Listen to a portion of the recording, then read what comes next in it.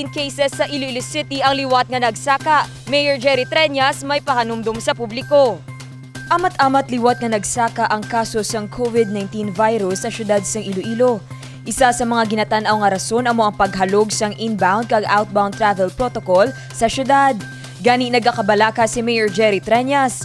Bagay gilayon sini nga ginsapol ang COVID-19 team agud pagaistoryahan ang mga tika nga pagahimuon batok sa makahalalit nga epekto sang nasambit nga virus. Ang pasahero nga nagapadulong diri sa syudad, ga-require na kita para nga mag-consistent man kita sa probinsya sang 72-hour nga negative RT-PCR nga result, no? At the same time, bisan nga may negative RT-PCR result ka na, kung gusto ka mapatest, libre man ang aton nga backsite, no? Kadto ka lang to sa Jubilee Hall or sa La Paz.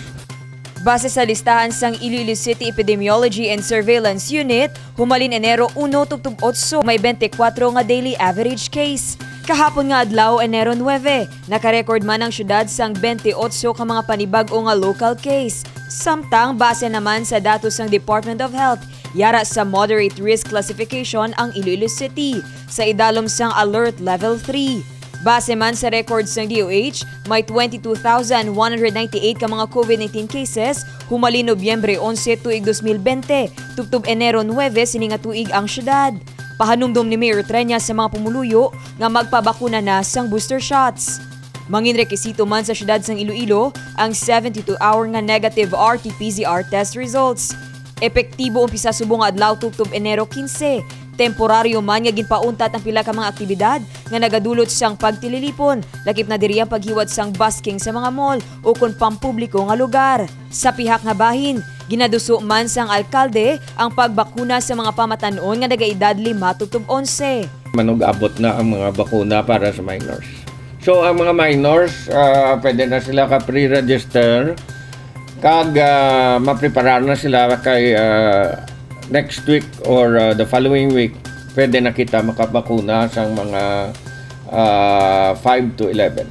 Sa subong padayon na paghatag sang lokal nga panguluhan sang libre nga swab test para sa mga naka-close contact sa COVID-positive patient kag symptomatic nga residente sang syudad. Libre man ang RT-PCR testing para sa mga pasahero nga magapadulong sa syudad sang Iloilo gikan sa Boracay, Cebu kag Manila.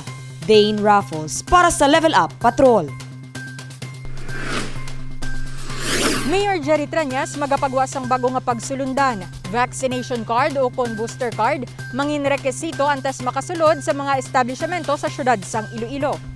Kalabanan sa mga Ilonggo ang nabakunahan na kontra COVID-19.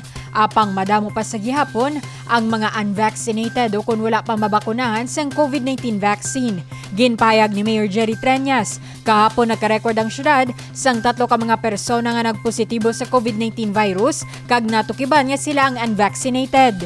Kay nasang aga ang report nga mga cases sa kagapon, may 2 ka 27 years old nga unvaccinated. May ara man nga isa nga 17 years old nga unvaccinated. So meaning to say, may ara pagid ya unvaccinated nga pwede na tani makapabakuna, no? Ginpakamayo ni Mayor Treñas nga magpagwas ang bago nga pagsulundan kag mangin rekisito ang vaccination card antes makasulod sa mga establishmento sa syudad. Nagapati ang alkalde nga isa ini katikang agud malikawan ang paglapta sa makahalalit nga COVID-19 virus sa syudad sang Iloilo. Ang unvaccinated, may ara kita propose ordinance, kina-finalize na lang sang aton nga legal, ipasa tani sa aton nga City Council para buwas, no?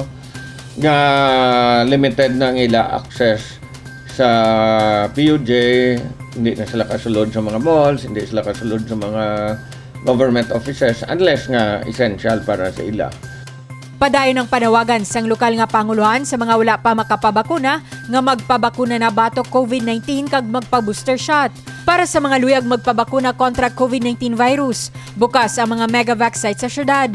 Magpadulong lang sa SM City, Robinsons Haro, Mega World Transport Hub kag University of San Agustin Main Campus para sa first dose, second dose kag booster shots ng Moderna vaccine.